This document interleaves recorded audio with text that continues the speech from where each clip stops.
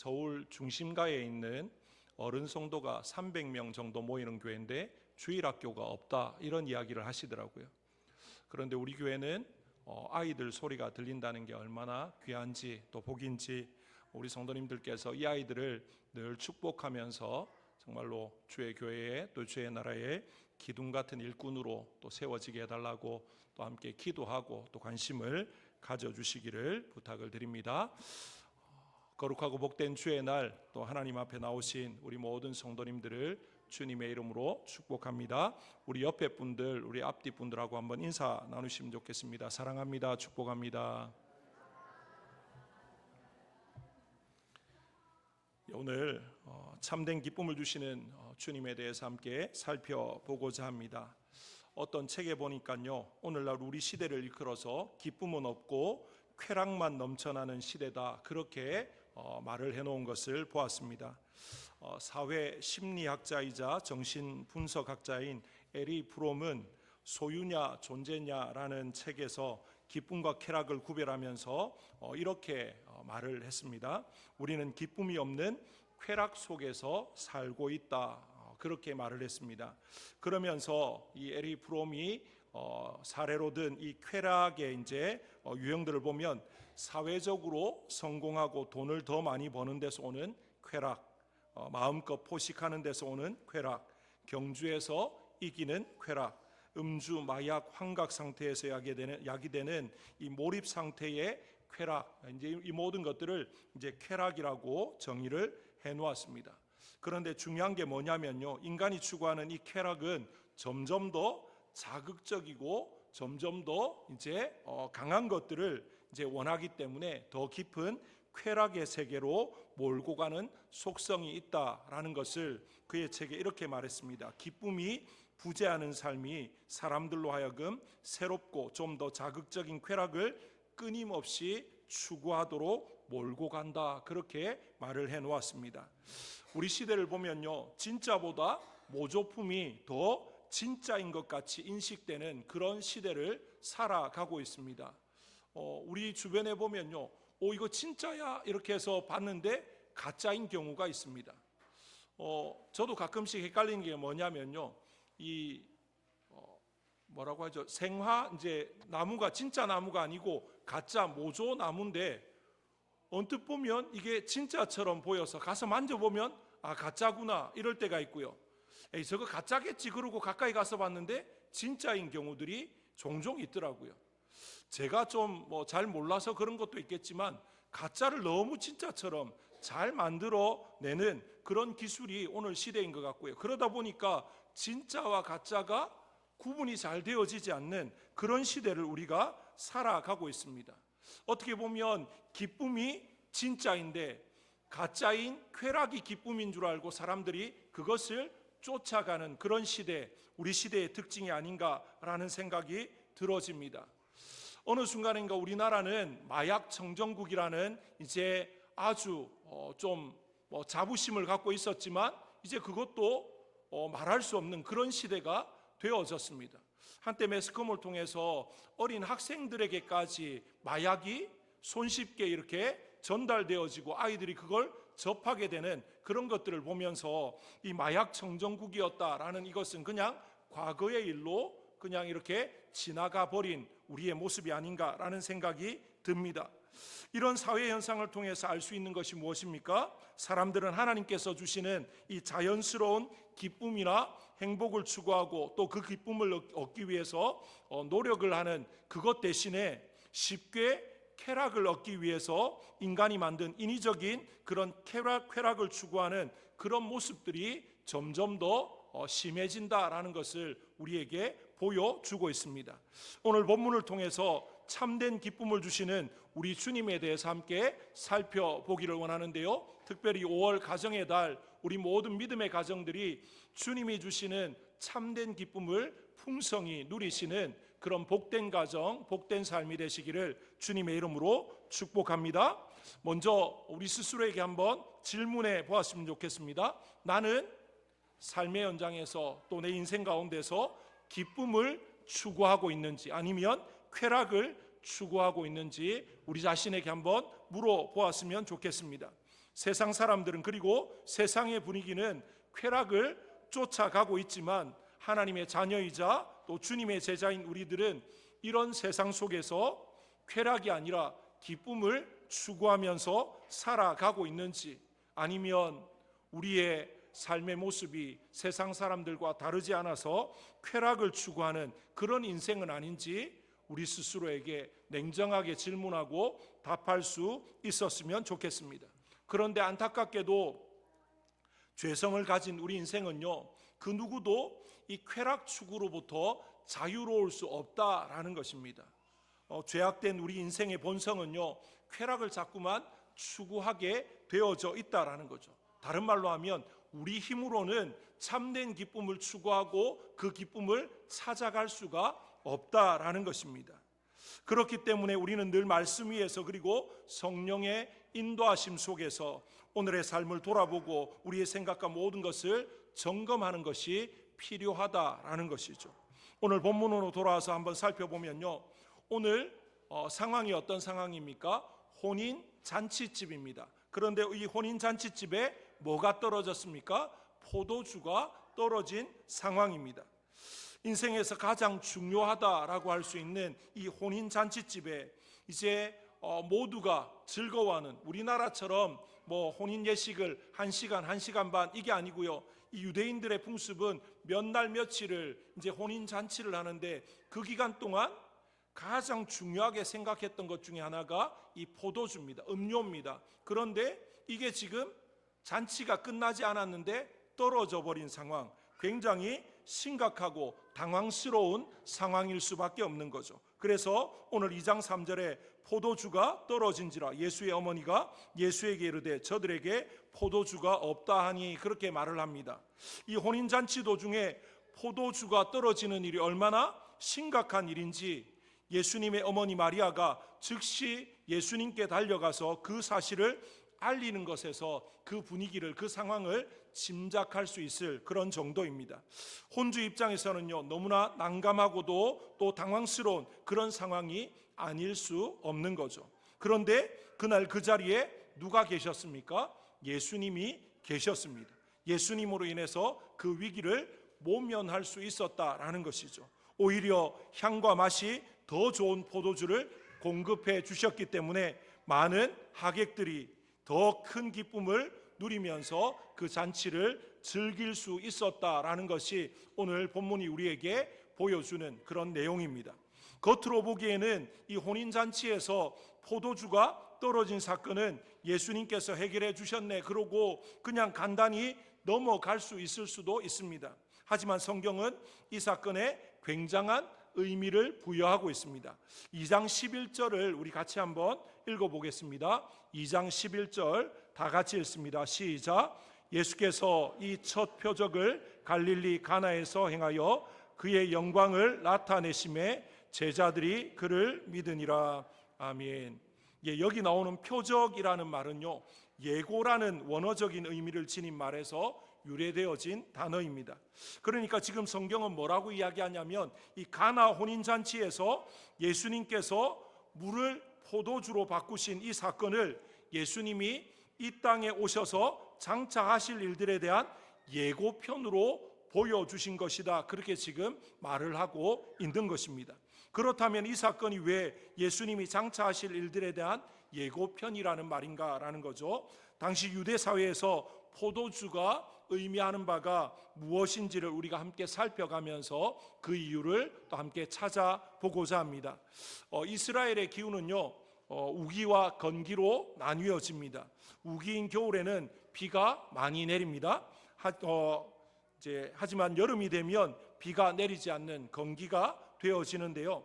요즘이야 비가 오지 않을 것을 대비해서 저수지나 또는 댐을 만들어서 대비하지만 지금으로부터 2000년 전에 그때의 상황을 살펴보면 그런 기술력도 없고 여러 가지 여건들이 너무나 열악하기 때문에 그런 것들을 대비하기가 참 쉽지 않은 그런 시대였습니다.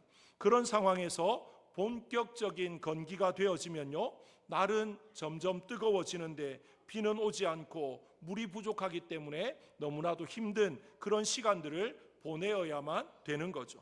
사람들은 뜨겁고 건조한 날씨에 물까지 이제 마실 물까지 부족하니까 이제 갈증으로 굉장히 힘들어하는 그런 삶을 살아가야 됩니다. 이런 목마름에 시달릴 때쯤 이제 수확되는 과일이 뭐냐면 포도였습니다.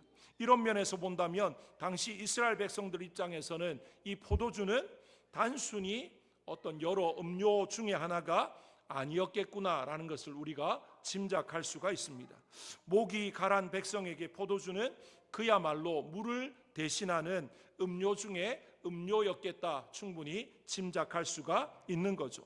그런 상황이다 보니까 이스라엘 백성의 입장에서는요, 이 포도주는 긴 갈증의 끝에 해갈의 기쁨을 준다라는 의미로 이 포도주 자체가 기쁨이라는 의미로 이제 통용되어지는, 사용되어지는 그런 말이었다라는 거죠.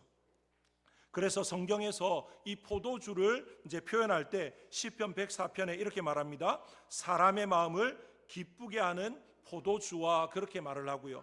전도서 9장에서 너는 가서 기쁨으로 내 음식물을 먹고 즐거운 마음으로 내 포도주를 마실지어다, 그렇게 표현을 합니다.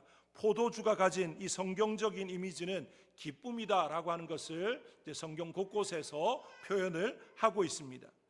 지금 예수님이 잔치집에 가셨는데 포도주가 떨어졌습니다. 그리고 포도주가 떨어진 그 잔치집에서 예수님은 물로 포도주를 만드는 기적을 베풀어 주셨고, 그리고 성경은 이 사건을 예수님이 베푸신 첫 표적이라고 하면서 장차 주님이 하실 일을 예고하는 것이다, 그렇게 지금 설명을 하고 있습니다.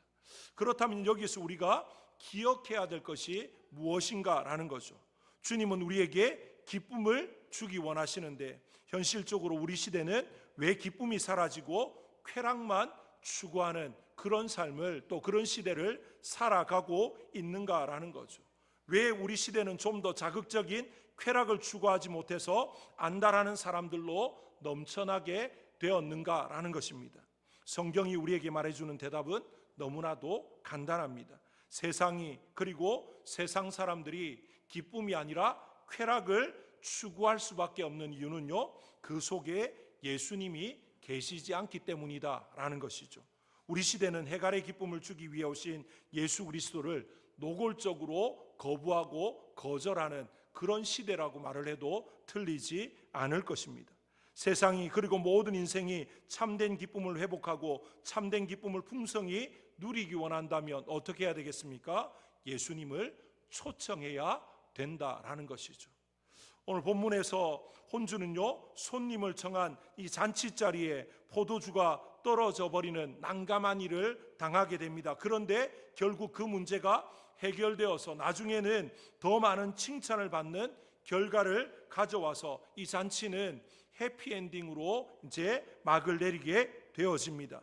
이 사건의 핵심이 되는 구절, 오늘 읽었던 본문에서 가장 핵심이 되는 구절은요, 물로 포도주를 바꾼 이것도 핵심이 되겠지만 더 중요한 것은 오늘 본문 1절 2절입니다.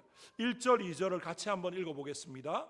요한복음 2장 1절 2절입니다. 다 같이 읽습니다. 시작.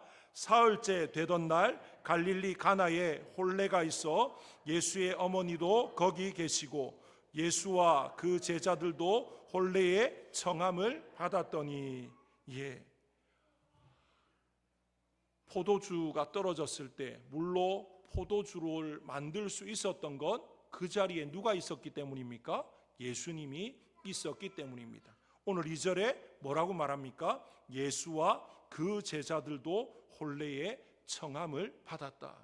그 혼주가 예수님을 그 혼인잔치에 청했다는 거죠. 초청을 했다는 겁니다. 예수님을 초청해서 예수님이 그 자리에 있었기 때문에 그 난감한 상황, 정말 당황할 수밖에 없는 그 상황을 잘 모면할 수 있었고, 물을 포도주로 만들어서 그 기쁨이 깨어지지 않고 계속되게끔 해주셨다라는 것입니다.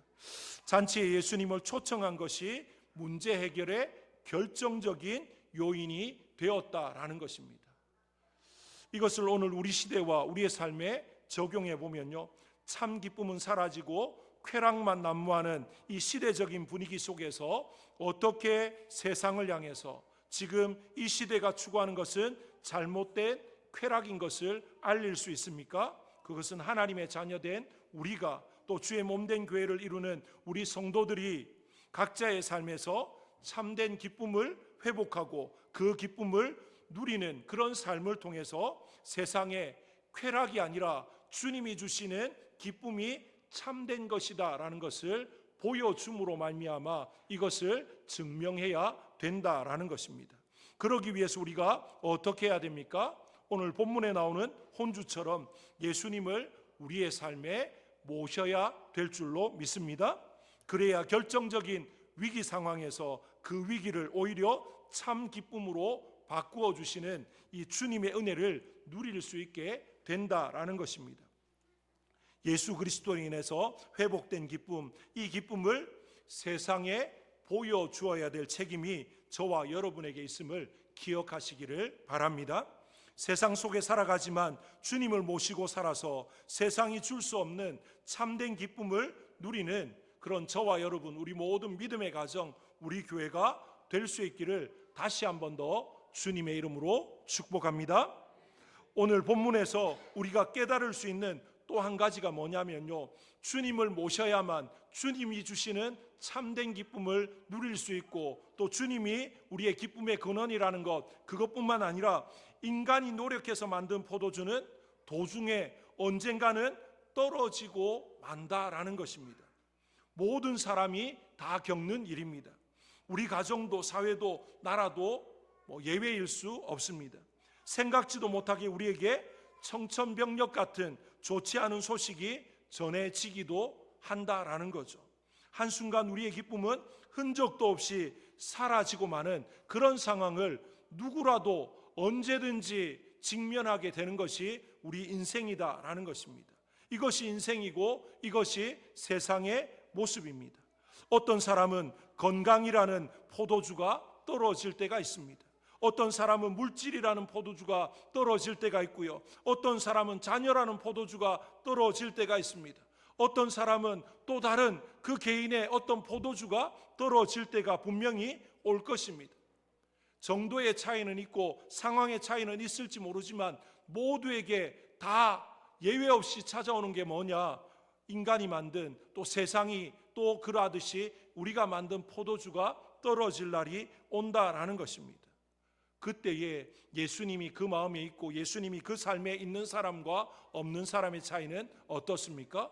예수님이 있는 사람은 그 포도주가 떨어져도, 다시 말하면 그 기쁨이 끝날 것 같지만 예수 그리스도로 인해서 다시 새로운 기쁨이, 이전보다 더 크고 더 완전하고 참된 기쁨이 지속되어지지만, 세상에 예수님을 알지 못하고 예수님을 모시지 않은 사람들은 어떻게 합니까? 기쁨이 사라지니까 기쁨과 비슷하게 보이는 쾌락을 추구하면서 여전히 나는 기쁘다 그러고 살아가는 그런 모습을 보일 수밖에 없다라는 것입니다. 겉으로 볼 때는 별 차이 없어 보입니다. 하지만 주님이 주시는 참된 기쁨은 허무함이 없습니다. 하지만 세상이 주는 쾌락은요, 돌아서면 허무하다라는 것입니다. 세상의 부귀영화를, 인기를 누렸던 수많은 사람들, 그 가운데 주님을 알지 못했던 그런 많은 사람들이 그의 인생의 말로에서 남겼던 말들을 찾아보면요, 정말 그 인생이 얼마나 고독하고 허무했는지를 알 수 있습니다. 해밍웨이라고 하는 작가를 아시지 않습니까? 한 시대를 풍미했던 사람입니다. 정말로 그의 글을 읽지 않은 사람이 없을 만큼 굉장한 사람이지만, 이 해밍웨이가 죽기 직전에 남긴 유언과도 같은 말에 뭐라고 이야기했냐면요, 내 인생은 필라멘트가 끊어진 것 같다.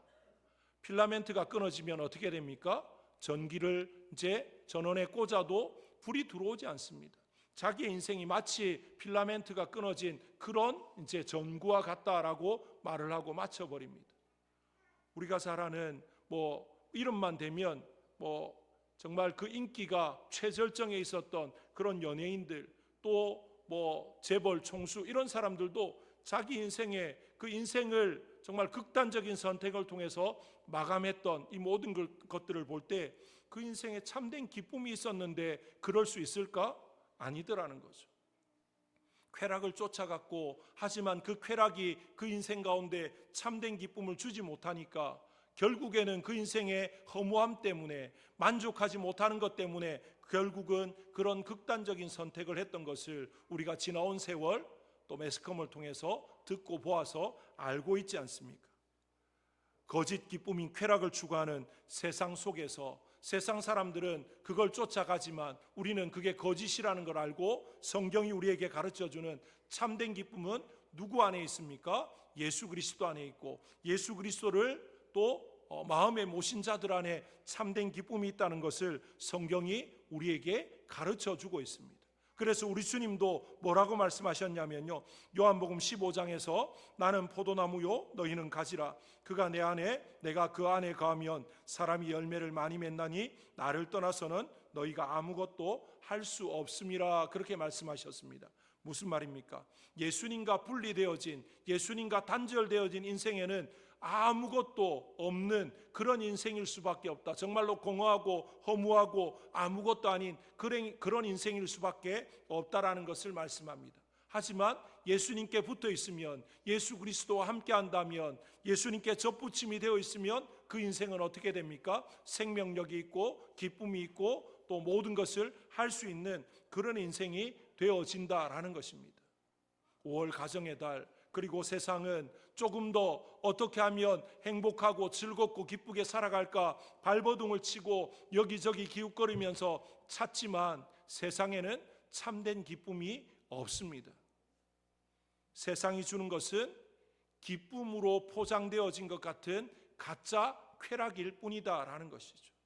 진짜 기쁨, 참된 기쁨은 예수 그리스도 안에만 있는 줄로 믿습니다. 5월 가정의 달, 우리 모든 믿음의 가정이 예수 그리스도를 우리 가정의 주인으로, 또 우리의 삶에 예수 그리스도를 주인으로 모셔드림으로 말미암아 세상이 주는 쾌락이 아니라 주님이 주시는 참된 기쁨을 마음껏 누리고, 또 그 기쁨을 우리의 삶을 통해서 세상 가운데 드러내어서 세상 사람들로 하여금 그 거짓된 쾌락에 속지 않고 참된 기쁨인 예수 그리스도 앞으로 나오게 하는 그런 삶을 살아가시기를 주님의 이름으로 축복합니다.